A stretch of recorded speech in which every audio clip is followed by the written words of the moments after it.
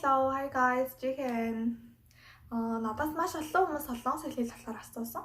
Тийм болохоор би өнөөдрийн бичлэгээр та бүхэн солонгос хэл сурч байгаад анхаарах ёстой хэдэн зүйлсүүдийг хэлье гэж утсан. За, ямц эхлэх үү? Эхлээд дүрм дуудлага хоёрыг авч үзвэл солонгос хэлний дүрм бол нэг хэцүү биш гэж бодож байна. Яг гэвэл дараалал нь адилхан байдаг. Жишээлбэл 나는 사과를 좋아한다 гэвэл би алиманд дуртай. Эсвэл 나는 영화를 보고 있다 гэвэл би кино үзэж байна гэх мэтчлэг адилхан байдаг болохоор нэг хэцүү биш байдаг. Хоёр дахь нь ингээд дуудлага гэсэн тий солонгос хэлний нэг тийм хэцүү дуудлага бол ерөнхийдөө бол байдаггүй. Тэгээ тийм болохоор сурахад гайгүй амархан гэж бодож байна.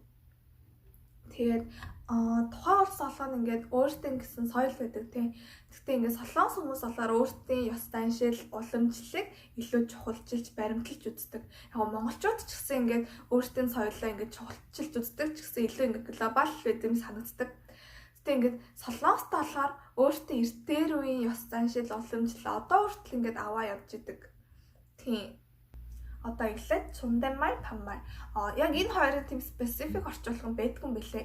Тэгээ тийм болохоор миний зүгээс хандаж хэлэхэд 존댓말 гэдэг болохоор хүндэтгэлийн хэллэг, 반말 болохоор жирийн үед ашигладаг жирийн хэллэг.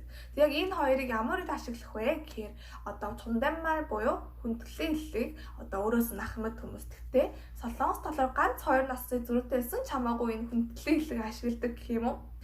Тэгээд бас ингээд танихгүй хүмүүстэй эсвэл таньдагт ч гэсэн нэг тийм дотн харилцаатай биш хүмүүс байдаг шүү дээ. Тийм хүмүүстэй энэ 존댓말ыг ашигладаг.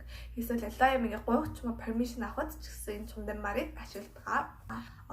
반말 буюу жирийн хэллэг. Энийг болохоор ингээд close relationshipтэй ч юм уу эсвэл тийм найзуудтайгаа энэ 반말ыг ашигладаг. Тэгэхээр өөрөөс нь дүү хүмүүстэй энэ жирийн хэллэгээр ярьдаг. Ингээд нэг тийм жишээ авъя л та. Монголд ингээ хоол идэх гэж үг байна те. Энийг бол бид нэр ингээ өдөр тутамд ашигладаг. Тэгээ энийг яг хүндэтгэлийн хэллэгээр хэлвэл зоглох гэж хэлж болно. Энийг болохоор хэдүүлээ ингээ тийм өдөр тутамд ашиглаад байдаггүй. Ерөнхийдөө бол ингээ уран зохиолын хэллэгт ингээ үлдсэн байдаг штэ. Тэгэхээр харин энийг яг солонгос хэлээр орчуулвал 드세요, 잡수세요. Харин энэ 드세요, 잡수세요 хоёрыг би болохоор ингээ өдөр тутамд ингээ ашигладаг. жишээлбэл имээ та хоол идсэн үү гэж асуухад 할머니 진지 드셨어요? 할머니 진지 잡수셨어요? гэх мэтчлэн асуудаг. Тэгээ найзуудтай болохоор 밥 먹었어? 밥 먹었니? гэх мэтчлэн.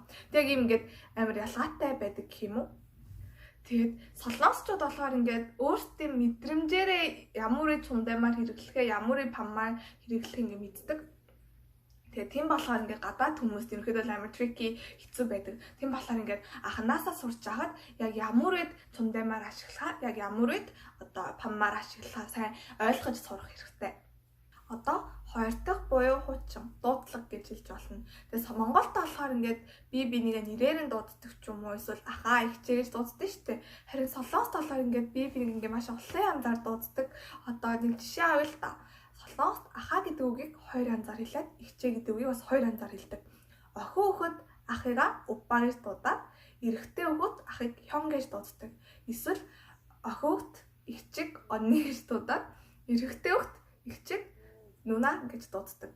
Тэгээ энэ нь болохоор бүр ингээд маш жижигхэн жишээ гэх юм уу. Тэгээ энэс бусд ингээд солонгос талаа гэр бүлийн харилцаанд гэсэн ингээд би маш олон янзаар дууддаг. За тэгээ ажлын газрын хувьд үзвэл Монголд болохоор захирлаа, даргаа гэх мэтчлэн дууддаг штэ. Харин солонгост болохоор ингээд алтан тушаал болгонд хэллэг дуудлага ингээд маш олон янз байдаг.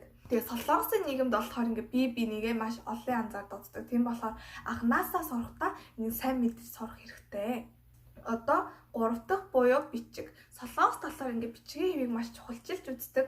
Тэгээ өөртөө гэсэн ингээд цагаан толгойтой. Тэгээ цагаан толгой бүрт ингээд бичих дараалалтай байдаг. Тэгээд хятад, Япон хүмүүс болохоор бас ингээд өөртөө бичгийн дараалал нь солонгос хэлтэй аягүй төстэй болохоор ингээд сурахад харьцангуй амархан байдаг. Харин монгол хэлний цагаан толгой болохоор ингээд нэлээ өөр байдаг болоо жоо хэцүү. Сайлсанчлан ингээд бичгийн хэвийг маш ингээд чухалчилж үздэг. Тийм болохоор анханасаа сурахдаа яг ингээд бичгийн дагуу, дарааллын дагуу сурах хэрэгтэй. Тэгэхгүй бол дараа харахад аягүй муухай харагддаг.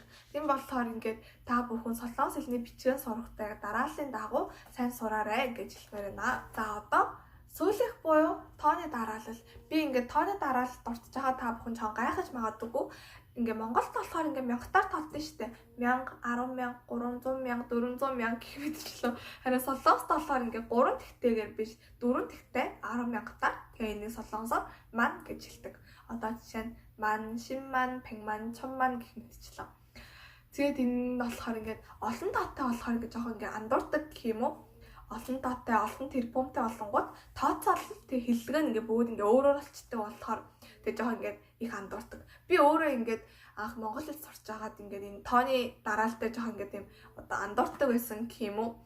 Тийм болохоор та бүхэн ч гэсэн энэ дээр жоохон анхаараарай гэж хүсэж байна. Өнөөдрийн бичлэгээ би та бүхэн солонгосоор сурч байгаад анхаарах ёстой энэ зүйлсүүдийг хэлсэн баа. Тэгээ миний бичлэг та бүхэн жоохон ч гэсэн тусалсан гэж найдаж.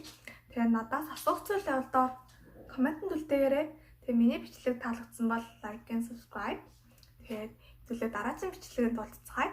Тэгээд баяртай. Bye.